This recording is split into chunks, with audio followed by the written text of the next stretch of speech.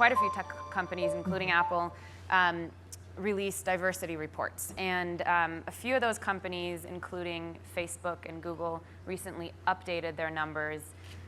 The numbers haven't budged much. Why hasn't the needle moved?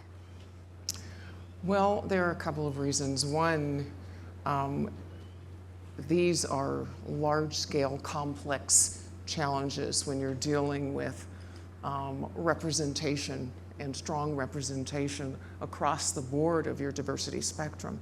And so it's not something that didn't happen overnight, so it's not going to be changed overnight. And the long-term aspect of it is what, I hope that people really start to internalize and understand. And do you think that are you seeing action now? I know we'll get to some of what you've driven at Apple over the last year or so, but are you seeing action? Is it just that the results will take longer? Are you seeing enough action, I should ask? Well, what I've learned and what I think we've learned as a company is it really requires an incredible amount of mindfulness and focus. And particularly when you're potentially distracted with making products or with growth. There are a lot of kind of global changes that happen that impact your ability to focus on this. We had tremendous growth over the last several years.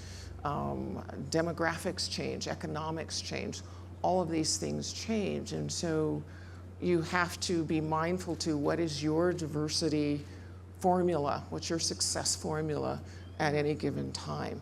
So it's not just a one-stop ticket, like let's look at this and let's check this. In fact, I think that one of the things that we should do is stop tagging and calling diversity a problem.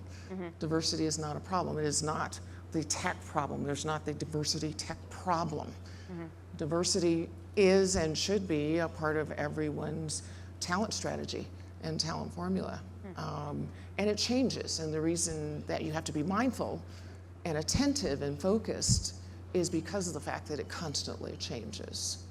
Well, let's talk about Apple specifically. You haven't yet updated your numbers from last year. We have not yet. Tell me about that. When will you so. be doing that, and what can we expect to see? Yes, we will be doing so sometime this summer. And it's interesting because the general conversation is that there's not much change. And so what we're doing is reporting, and we plan to report with a little bit more transparency to really get into what some of these numbers actually mean. So we were pleasantly surprised to realize that we did have some movement. We had some movement in our hiring of women. We had some movement in our hiring of minorities. Particularly in the African American space, we moved by 1%.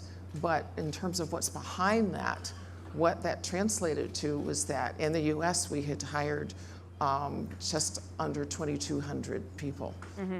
2,200 people in the African American community, right? We're talking about an employee base of 115,000 at Apple, so exactly. 1 percentage point is not insignificant. Exactly.